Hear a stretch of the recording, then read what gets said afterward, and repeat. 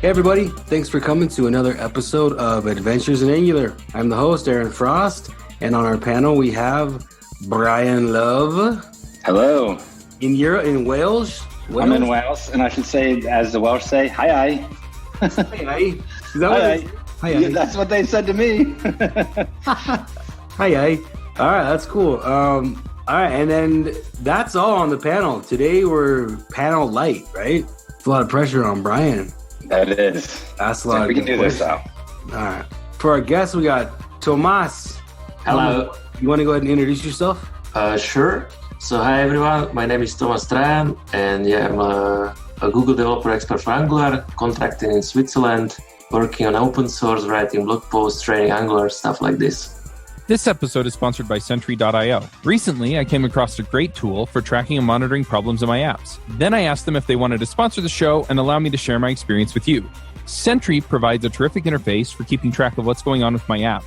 It also tracks releases so I can tell if what I deployed makes things better or worse. They give you full stack traces and as much information as possible about the situation when the error occurred to help you track down the errors. Plus, one thing I love, you can customize the context provided by Sentry. So, if you're looking for specific information about the request, you can provide it. It automatically scrubs passwords and secure information, and you can customize the scrubbing as well. Finally, it has a user feedback system built in that you can use to get information from your users. Oh, and I also love that they support open source to the point where they actually open sourced Sentry if you want to self-host it. Use the code DevChat at Sentry.io to get 2 months free on Sentry's small plan.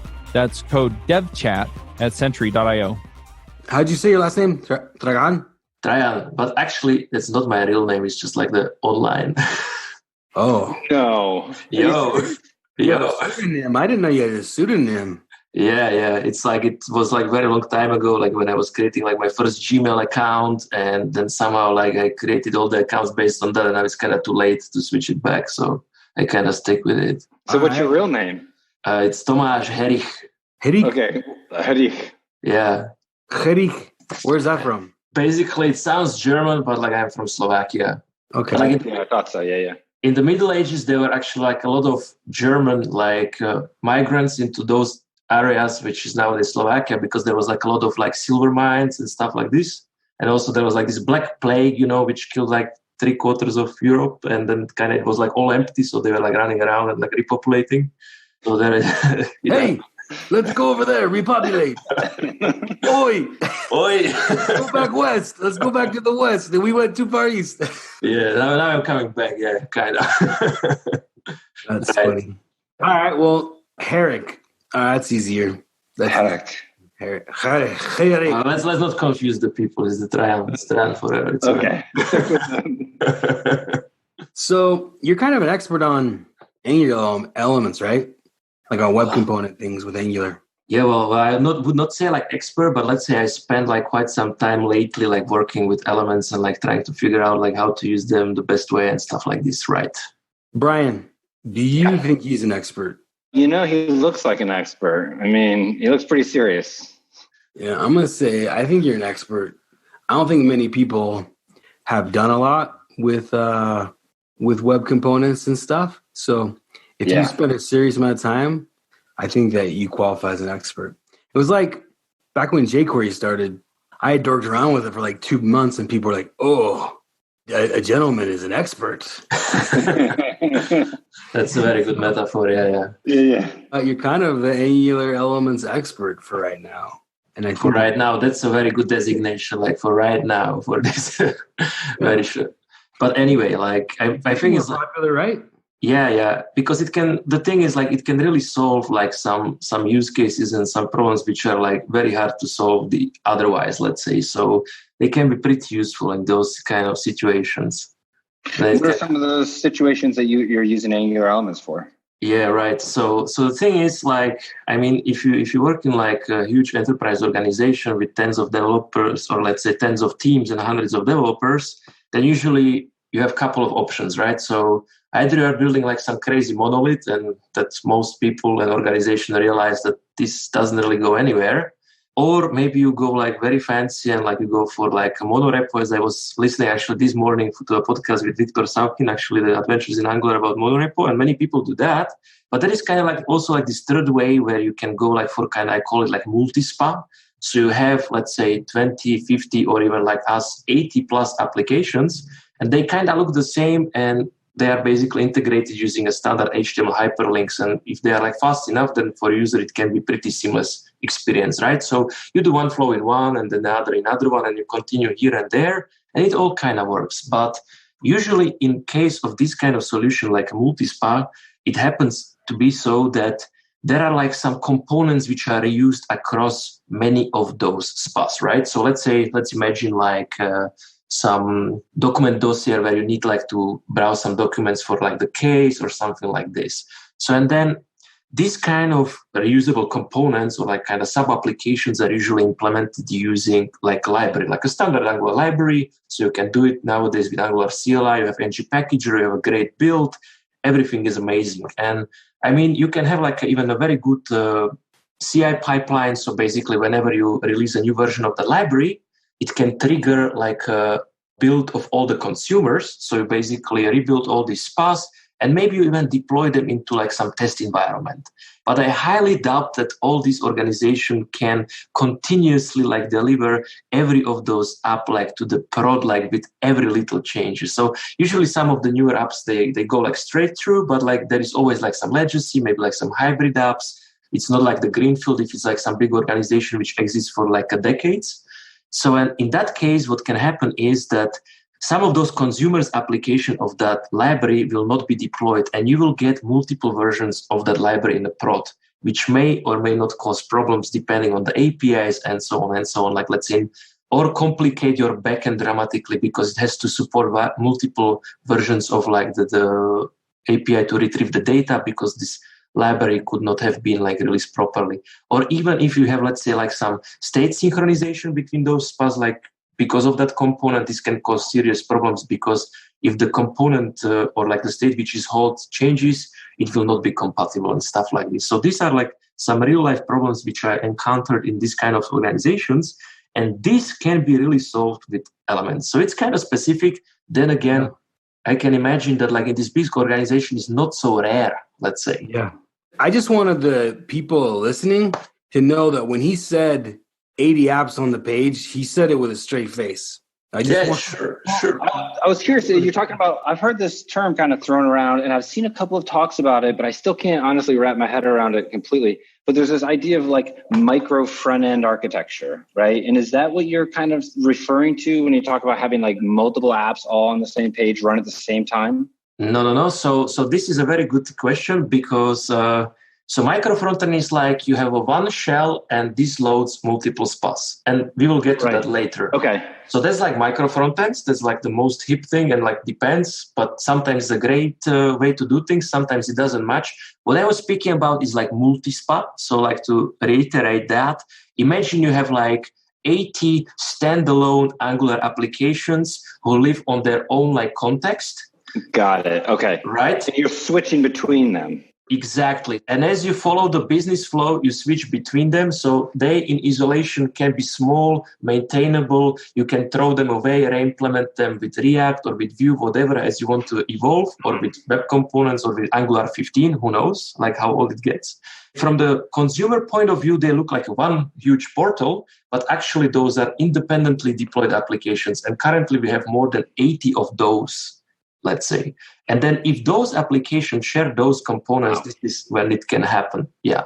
Right. So now I'm loading up those components every time. There's no caching and I can have multiple versions. Yes. So the caching, maybe that's also kind of issue, but usually you have a good network in the enterprise environment. But the problem is these multiple versions. This can really like make your day a bad experience when you are dealing with some kind of like synchronization bugs, when like this is a bit older kind of state, and then like to get an overview, because you know the version of the apps or the applications themselves which are deployed, but do you know every version of every sub library of every deployed application, stuff like this? So it gets pretty complex. Yeah, that's a nightmare. Yeah, exactly. So we built like some kind of like custom dashboard to actually track these kind of things.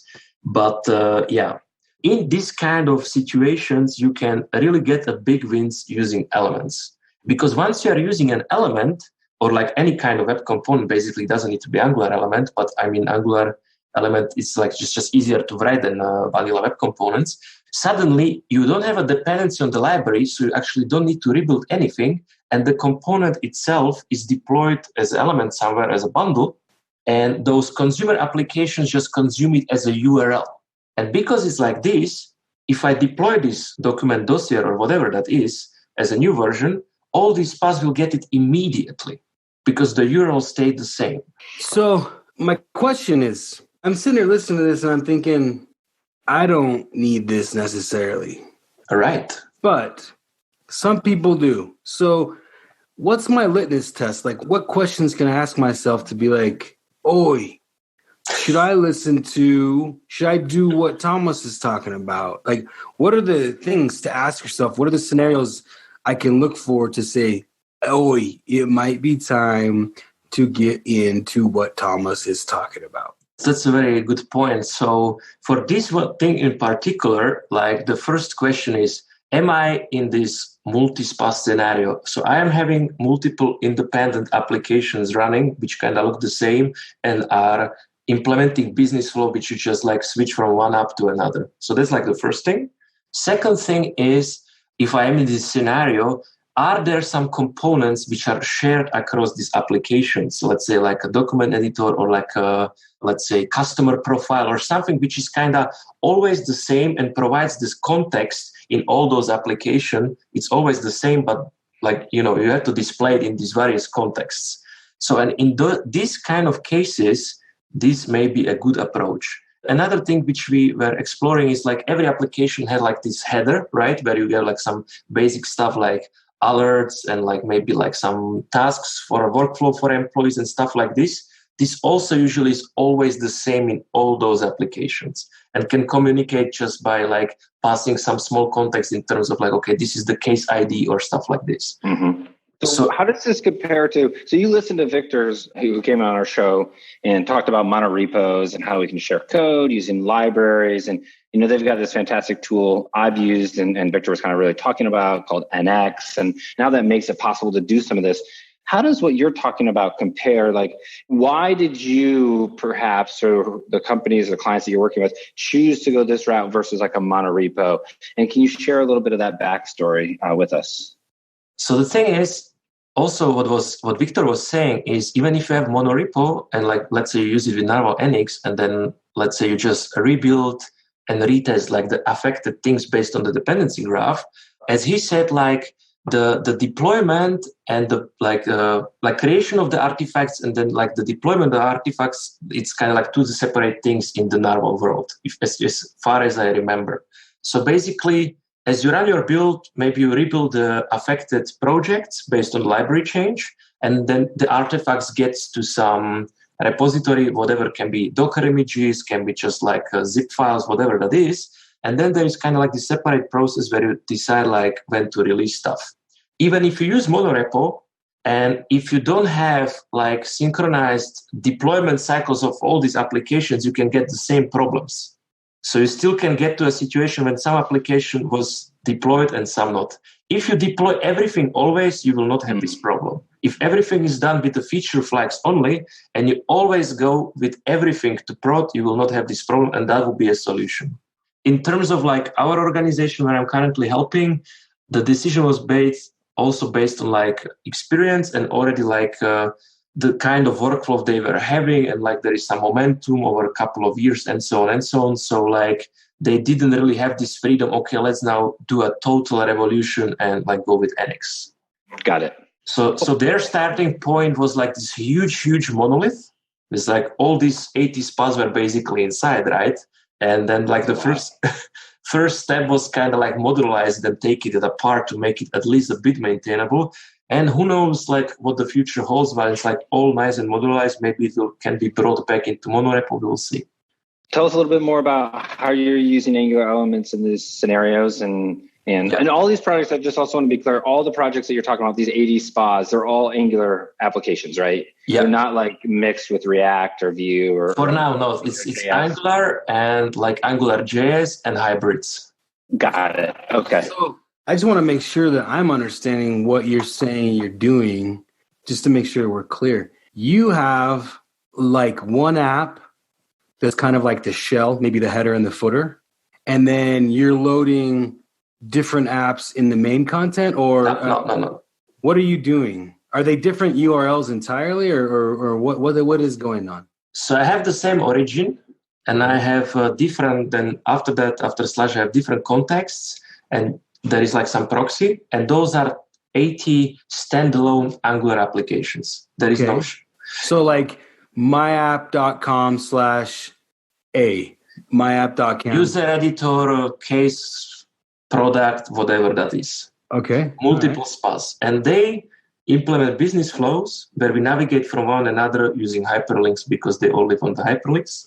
And just so I understand, each hyperlink will do a full page load to another spa. Right. Okay. All right. I'm understanding. Okay. But because it's Angular, it's fast enough because modern Angular can start like in sub-second times. It's like 500 milliseconds. And basically, if you put some static template, which kind of look like this original layout, so that's not a problem. And you're doing this for enterprise, so the people are doing this from workstations on like a network connection. Okay. Right. So you've got a bunch of different spas that link to each other, and they use similar components. So if I go to like the first spa, it might have the same button and the same modal from every other spa. Yes, but I would say it's more like on the level, not like of these atomic components like a button, but more like on components, customer profile, or like a case, or like a document editor. So something like a bigger chunks. Okay. So bigger chunks too, yeah. Okay. Instead of sending someone over to a different spa for their customer profile, maybe I just have one customer profile component that can be used among the multiple spas. Because it's usually for this kind of things which you need contextually very often just to be able to do your work. Yeah. And then I'm guessing a lot of, on top of just component sharing, you're probably also sharing like services to do the communication with the backend. So in that particular case, like this, as I said, this component is kind of like bigger. So let's say, like concrete example, like it's like this document dossier. So like for a case or for whatever reason, contextually you need some documents. So, and this is implemented using Angular Element. So this is totally self-contained. It has its own backend services. It has its own interceptors and stuff like this. Yeah, and all it needs is to get like some small context from the parent, usually like some case ID or stuff like this. And maybe it can pull the case ID out of the URL, maybe. I don't know, right? Like, or just parent pass it through like a standard component input. Yep, through an Angular element input. Okay. Exactly. And I have this customer profile component, like this big reusable Angular element, right? That's kind of self-contained with its services. It knows how to do its own HTTP interceptors. So I have these big reusable, shareable components. And to Brian's question, Brian's like, well, why don't you build this with NX so that the customer profile gets built into your bundle? But what you're saying is, I don't want to include it in the bundle. I want to deploy that Angular element to its own URL, and then you just load it real time as the website loads. You don't actually bring it in at build time. You load it at runtime for the client. Is that so? Those are the two main differences between what actually last week was Victor, right, Brian? That's right. So that's kind of funny that we have these two kind of.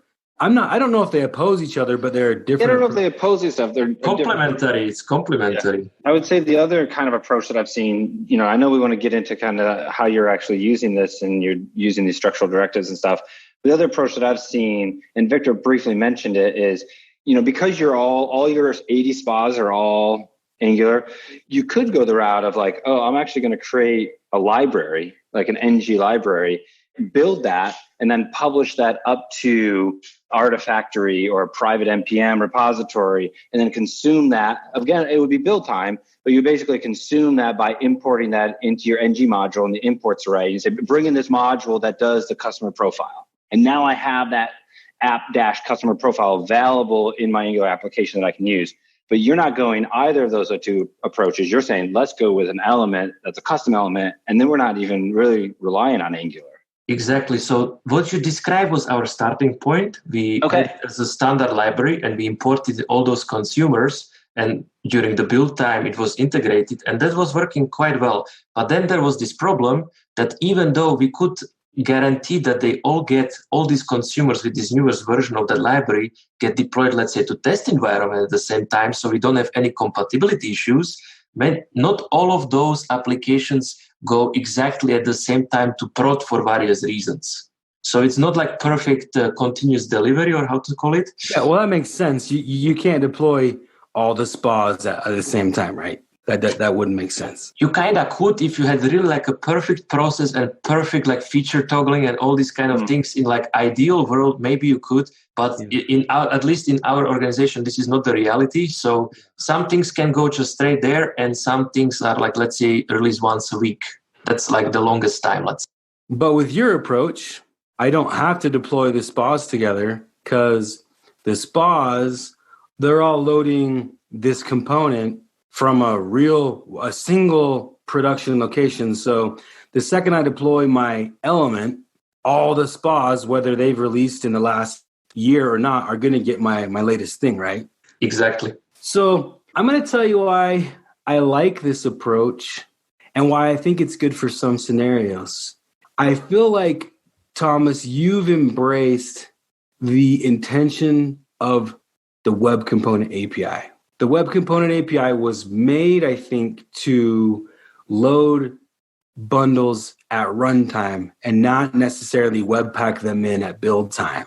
And so I think that you've embraced that intentionality of that API better than like an NX monorepo, bringing it at build time Webpack scenario, right? So I like it. I think it's good in some scenarios, not all, but in the scenarios where it fits, I think this is a fantastic idea. And I love that you've wrapped it up so that other people can use it, because these are hard problems to solve, right? And I love that if I get in that scenario, I now know you've walked down that path and have a production-ready app that's kind of gone through a lot of the pains I might have ended up in. Like, instead of having to set my dumpster on fire accidentally, maybe you've kind of solved some of those things for me. There were some fires too. There were some fires. I can imagine. There were fires in the zone. Where else? In the zone. That's cool. I like this different approach. I think it's a good idea. This is cool. As you said, like there are different requirements, different environments with different histories, and like if you are starting fresh, maybe you can go for one thing. When you have like some like history and like some environment which you cannot just like imagine is not there, maybe this can help. It all depends, and it's, as you said, like it's always good to have multiple options to approach like a single problem. So, and you can like just pick what suits you the best. Cool. Hey, are you working on a complex enterprise Angular application? Angular Bootcamp is an intensive 3-day workshop class to learn the basics of Angular through sophisticated techniques for real-world applications. They update the class regularly for the most current Angular, and a lot of the curriculum is also relevant to older versions. Or you can go beyond the 3-day class with help from Oasis Digital, the team behind Angular Bootcamp. They can assist your team or launch your project, including scalability, data flow, state management, service architecture, full-stack product design, and a ton more. Or you can contact them for a private class at your location or attend public classes in cities around the US and occasionally in Europe. Online live instructor training is also available at angularbootcamp.com. I think this far in the podcast, we've done a pretty good job. At least I feel like I understand what you're saying, and I hope that we're breaking it down on levels where all engineers of all levels can understand this. So my question is, it sounds like you've bundled this up and it's ready for people to share what you've done. If I wanted to get in on some of this action, where can I go to learn more about kind of what you've done? As we didn't really get into details yet, but basically, like to do this, you have like kind of two options. So one is if you build an element and you serve it like from some URL, you can basically include a script tag with that URL in your like head section of your page, so that it means it loads before you start using that tag in your templates, in your components, in your consumer Angular application, and that will work just great. But this may make your startup time worse because it's all this extra JavaScript you have to load. So, and because of that reason, I basically built a library which makes this very lazy, and like as lazy as is possible, because it kind of waits for loading of this bundle to the latest possible moment, which is when the component tries to render that element. So it can be not just with the routing that like, okay, I go to some route as is usually standard with Angular. It can be just hidden behind the ngIf, for example. So when it's behind the ngIf, it's not rendered.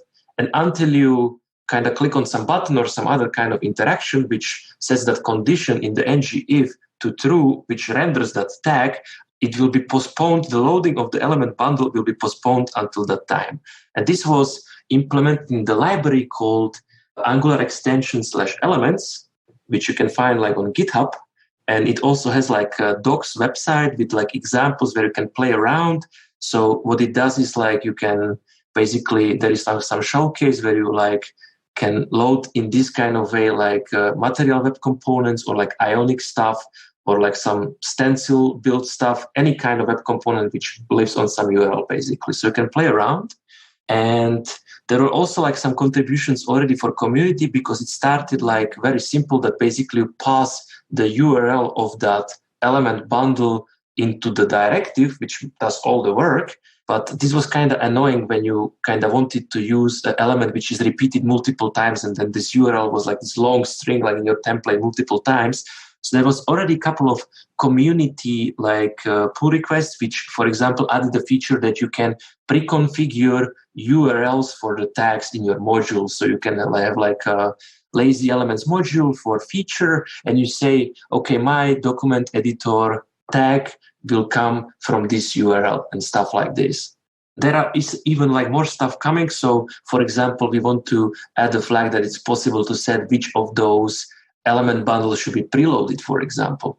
Or like, let's say we want to specify that when the element bundle is loading, we want to show like a loading template. So let's say some spinner, or in case it fails, we can also show like some error template. And this is already possible like to specify in the directive itself, but we also want to add a possibility to specify this globally, for example. So let me ask a question, because I'm seeing a scenario where in a really complicated multi-SPA enterprise scenario where you have a leg up over certain kind of the other way, the Webpack way of doing things. So let's say I'm on team A and we're building spot A, right? And our spot A is going to use your customer profile component, right? And we're going to load it as a remote web component, like what you're talking about. You know, if team A, if we're building Angular 8, we haven't upgraded to 9 yet, but your customer profile component is on 9 already. It's okay to have mismatched versioning because it's an entire encapsulated app. Is that true, or am I wrong, or is that true? You are right. It's totally isolated. In that scenario, I'm ensuring both A, I don't have version conflicts, and B, everyone has the latest version of the component, regardless of whether the app is deployed recently. That's true. Yeah, so the only kind of issue you may encounter is related with like the zone.js. So if you are writing like a new Angular element from scratch, I would highly recommend like to go zoneless. And if you're writing something new, kind of can.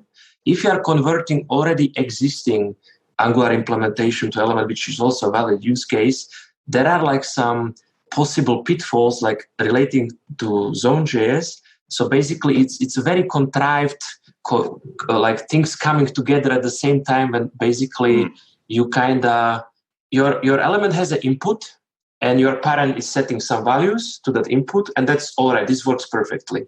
And let's say then you are displaying that in your template in your element, or do some stuff with ng-on changes. This also works perfectly, no problem at all. The problem starts when in that ng-on changes you basically emit a new value of a stream.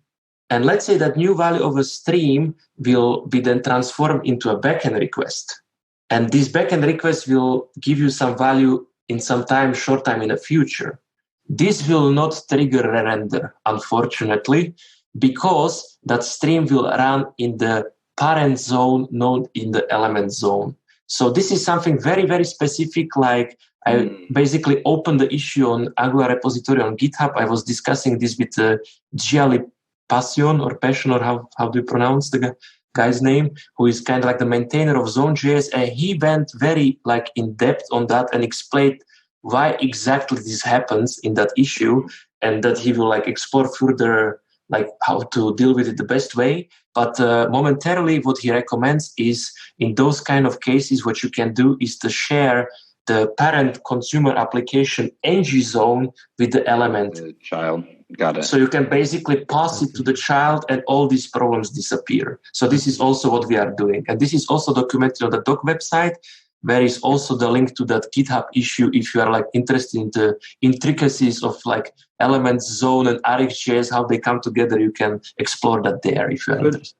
If I wrote an on push and my input changes and I funnel that input into a stream, into some Rx thing that's going to go to the backend, and my component has on push turned on, right, for the change detection strategy, then when that HTTP request comes back and I have used the async pipe, I should re-render. So I wouldn't have this issue if I do it that way, right? So there's ways around what you're talking about, true?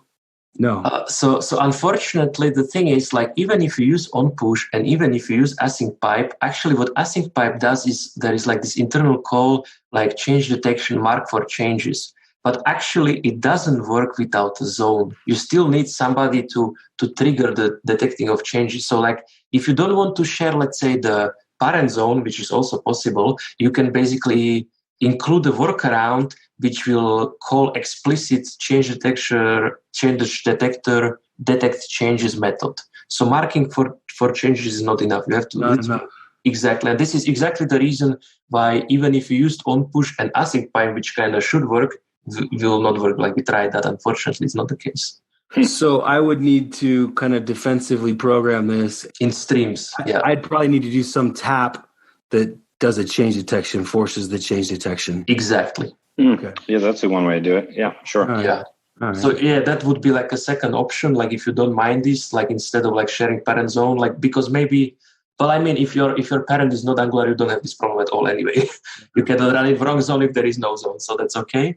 But yeah, if your parent is Angular and you don't want to share zone, you can still do this and explicitly trigger the change detection. I mean, ultimately, if this detection is only happening, once in a while, and by once in a while, once a second, that's really not that big of a deal, right? Like, and especially if it's only once per backend request, like that's not going to happen, but once every 2 or 3 minutes. So exactly. So in our case, it was like only once couple of minutes when basically the context changed and we had to load like a different customer profile or something like this. So this can be even once every 10 minutes or something like this. So that's not a performance issue at all. No. But I can imagine cases where it would be. All right. We got a few more minutes.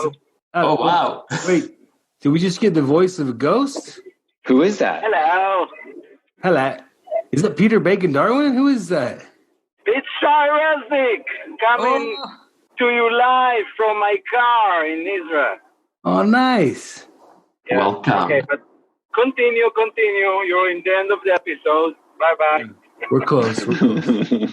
Thanks for stopping by, though. All right. So my last question was the Angular elements. I think it's found a great home for like ng upgrade. Like if you're trying to upgrade an AngularJS app and you're trying to do like a bottom-up approach, and so you build the bottom leaf nodes in Angular, and then you wrap them into Angular elements, and then you consume that with AngularJS.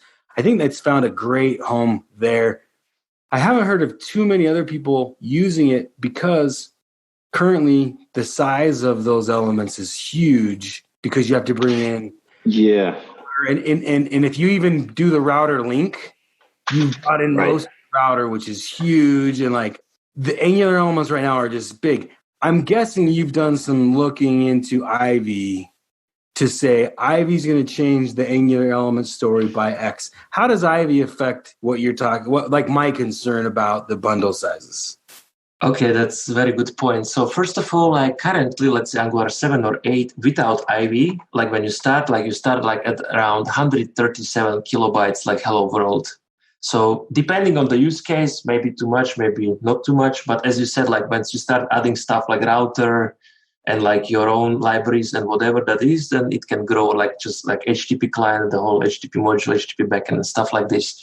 But the truth is like, yeah, if you are like in this kind of enterprise environment, then you end up like around 300, 400 kilos. It's not such a big deal. Plus, if it's lazy loaded and is cached by like the server and stuff like this, it's kind of okay.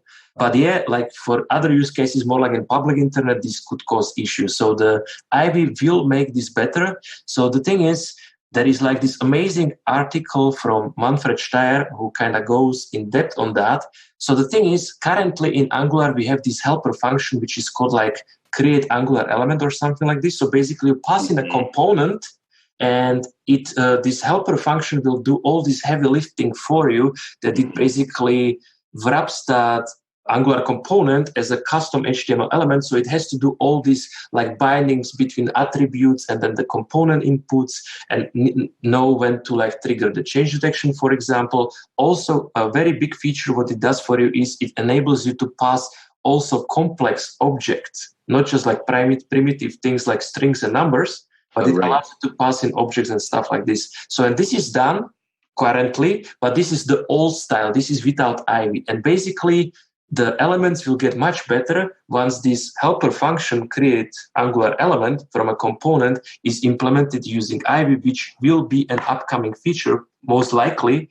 And this article, which I mentioned from like Manfred Steyer, is basically exploring how this could look like. So he kind of writes it by hand, this wrapper, with the help of Ivy, and then he gets like to, I think, like 50 kilobytes. Got it. Yeah, and one of the things that like Frosty was bringing up was like you could have Angular elements that are different versions, right? So maybe one's on 9, one's on 8, one's on 7, or whatever it is. You would likely still, I mean, even with Ivy, I guess Ivy's future anyways, but you'd still be paying that bundle size because you got to bring in the entire runtime, right, of Angular, whatever that is, the HTTP client or whatever you're doing, the router. And so if you've got these different versions, you've got this issue as well. But what you're kind of saying is in an enterprise scenario, maybe this solution is a win because it saves money and allows teams to work together and all this kind of thing.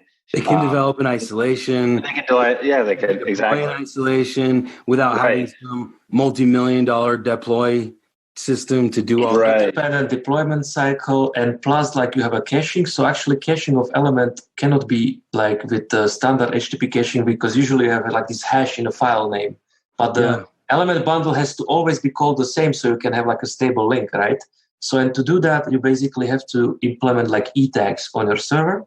So if you are I don't know how people know like the e-tags, but basically it's a way where you make like this tiny request with like the e-tag hash, which was calculated for you beforehand to the server. And the server tells you, okay, this change or not. So in enterprise scenario, usually you get cached after the first request, and then it's just you are cached already. It's just a 304 not modified response. Exactly.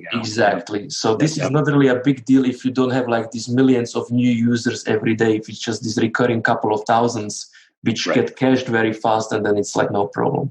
Yeah. One thing I would like to mention before we end, like, so this solution, as we spoke about, like it's like for this kind of like a sub-application, but actually what is also possible nowadays, like with this library, which we discussed, is to do like a proper micro frontends. And to enable that, like the biggest problem with that was even if you lazy loaded the element, you still kind of had to hard code that element into an Angular template. So you had to say like my document editor, and then, okay, you could dynamically set the URL where to load the bundle, but you already had to like commit to that in this place, in this template, there will be a document editor or something like this.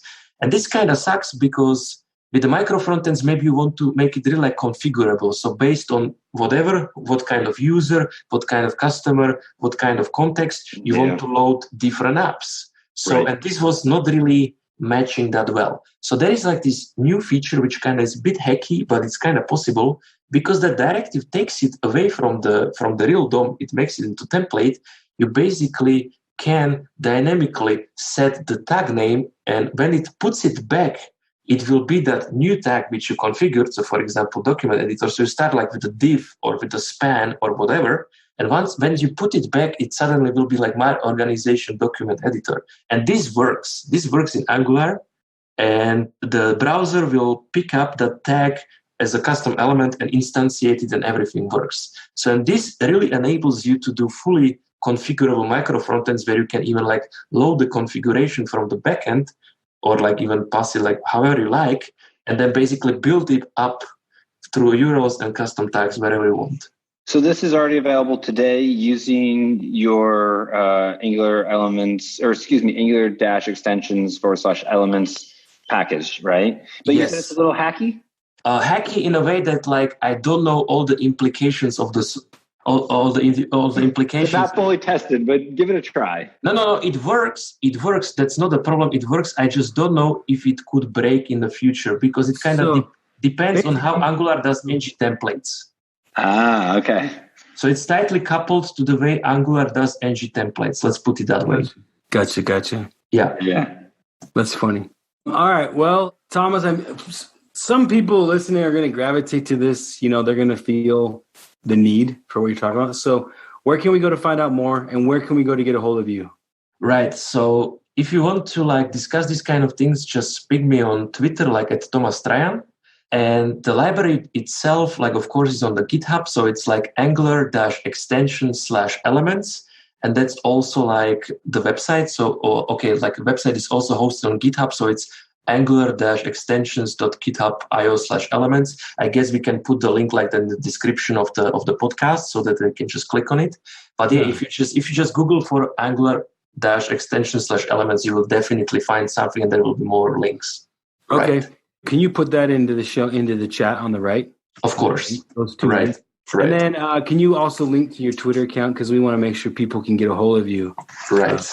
So I think that was great. I actually learned a lot, and I appreciate that you came on and took the time to break this down for me. To be honest, before we started, I didn't understand the benefits, but you peeled it back in a way that I actually now understand why this would be super beneficial. So I'm going to go ahead and give this a try, because I think I have a scenario where this might work. So I appreciate you coming on and checking it out. So thank you very much, man. Thank you very much. Happy to hear that. Let's get on to the picks. Brian, you got some picks? You want to go first? I do. I got a pick. My pick is Node Atlanta and NG Atlanta coming up in February. So I think tickets just are on sale now. So if you want to check that out, you can go online and grab your tickets for next year's event. Node Atlanta? Yeah, which is combined with NG Atlanta. If you're already going to NG Atlanta I think is Wednesday, Thursday, Friday, and then Node Atlanta is going to be Monday, Tuesday, Wednesday, and so there's going to be a full stack day in the middle of the week. And cool. So if you're doing Node on the back end and you're doing Angular on the front end, this might be a conference for you to kind of check out. Yeah, that sounds cool. Awesome. The voice is Shy. Go ahead, Shy. Hunting you. Awesome. I've been listening all the time. I've been here. You're watching us? He's behind you. He's behind you right now? He's behind you right now. The ghost of Shy. Don't turn. Shy, Heisnik, you have any picks, bro? I have one pick. So my pick is the Medium blog of Netanel Basal, which is an Israeli Angular blogger, which I just finished a meeting with, is a good friend. And he writes tons and tons of really, really valuable articles on Angular, and also does a few open source projects. So I will put a link. I will write you when I get back home, Frosty. But it's Netanel and Basal, Basal. That's my pick. Thanks, man. I appreciate you freaking us out and reminding us that you're always watching. That's me. That's awesome. All right. So my pick is a lot of people will remember kind of React Gate from a few weeks ago. And one of the things that came out of there was some books that some people said to read. Tatiana. Books in the React Gate. That's interesting. I didn't know that. So they said read, Tatiana Mack was like, hey, read some of these books. and I felt like, yeah, I need to read some of these books. One of them is my pick. It's called How to Be Less Stupid About Race, and it's on the show notes page if you want to go check it out. But I'm reading this book, and like chapter 2, I'm crying, and it's a real kind of, I don't know. So it's an awakening of sorts. It's a hard book for me to process, but it's a good book, I think, for a lot of people to read, especially if you live in a country where people think racism doesn't exist anymore, or racism continually is getting downplayed. This book is fantastic. And I'm at a point where I'm realizing right now everything I was ever taught about race in America was not true. And it's hard to process that, but it's a good book is all I'm going to say. I'm going to let other people make their own conclusions, but great, great book. So that's where I'll leave that. Thomas, do you have any picks? Right. So to lift it up a bit, or maybe not. So the thing is, I grew up in the 90s. Let's say I was a teenager, and at that time, there was this genre of music called nu metal. So maybe some of the listeners are acquaintance with that. So stuff like System of a Down, Korn, and Slipknot. And the thing is, Slipknot, the band, just released a new album 20 years after, and it's actually really epic. I was so surprised, they still really have it, at least from my subjective point of view. So if you are a fan and you didn't listen to it in a long time because it's kind of old, give it a try and see if it still does for you too. The new Slipknot album. Yeah, I really like that. Thanks, man. Well, Thomas, thanks for coming on. I had a good time. I feel like I learned a lot. If anyone has any questions, head over to Twitter. Reach out to Tomas Trajan. Trajan is Trajan. He's just Tomas Trajan. Thomas without an H, just Tomas. Ask him questions. He's super responsive. He's one of the Angular GDs who really loves to engage with the community. So feel free to pulverize him with questions. So yeah. Anyway, thanks for coming on. Yeah. And Brian and Shai, thanks for coming on. And always remember, I'm watching you, whoever you are. Any listener, I'm watching you. In the shower. Yep. No. And to the listeners, we'll say thanks for coming, and until next time. Peace. See ya. Bye-bye. Adventures in Angular is a devchat.tv production made in partnership with Hero Devs. Hero Devs is a group of Angular experts who can help your team code like true developer heroes. If your team needs an Angular expert, reach out to Aaron at hero.dev today. Bandwidth for this segment is provided by CacheFly, the world's fastest CDN. Deliver your content fast with CacheFly. Visit CACHEFLY.com to learn more.